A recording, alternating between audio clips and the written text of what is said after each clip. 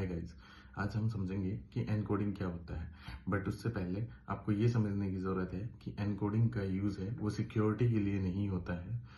Encoding मतलब कोई भी यूज़र है वो आपका एक लाइन का कोड लिख के आपके डेटा को डिकोड कर सकता है, उसको आराम से रीड कर सकता है।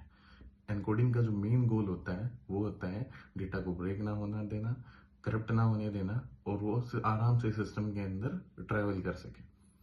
फॉर एग्जाम्पल, अगर आप यूआरएल एनकोडिंग करते हो तो वहाँ पे आप कुछ स्पेशल कैरेक्टर्स को यूज़ नहीं कर सकते। लाइक जब भी आप स्पेस को यूज़ करोगे तो आपने नोटिस किया होगा वो सिस्टम उसको %20 से रिप्लेस कर देता है।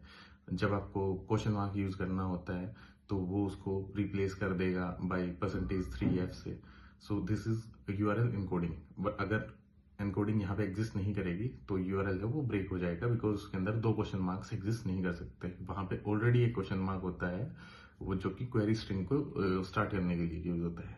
सेकेंड एग्जाम्पल अगर हम लेते हैं HTML एनकोडिंग का, तो सपोज आपने लिखा आई लव स्क्रिप्ट, तो यहाँ पे स्क्रिप्ट है उसको ब्राउजर है वो एक टैग मान लेगा और आप उसको ब्राउजर पे रेंडर नहीं कर पाओगे, आपका कोड है वो फट जाएगा। लेकिन यहाँ पे हम HTML एनकोडिंग की हेल्प से जो ग्रेटर देन और स्मॉलर देन सिंबल है उसको एनकोड कर देते हैं ताकि वो ब्राउजर पे सेफली रेंडर हो पाए। थर्ड एग्जांपल लेते हैं, तो वहाँ पे अगर आपने नोटिस किया होगा तो जो जेसन डेटा होता है एपीआई के अंदर, वहाँ पे आप बाइनरी डेटा को नेटवर्क के ऊपर ट्रेवल नहीं करवा सकते हो।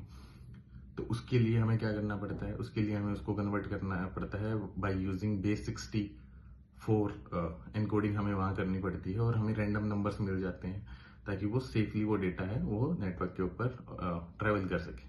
सो यहाँ पे हमारा एनकोडिंग है वो यूज होता है।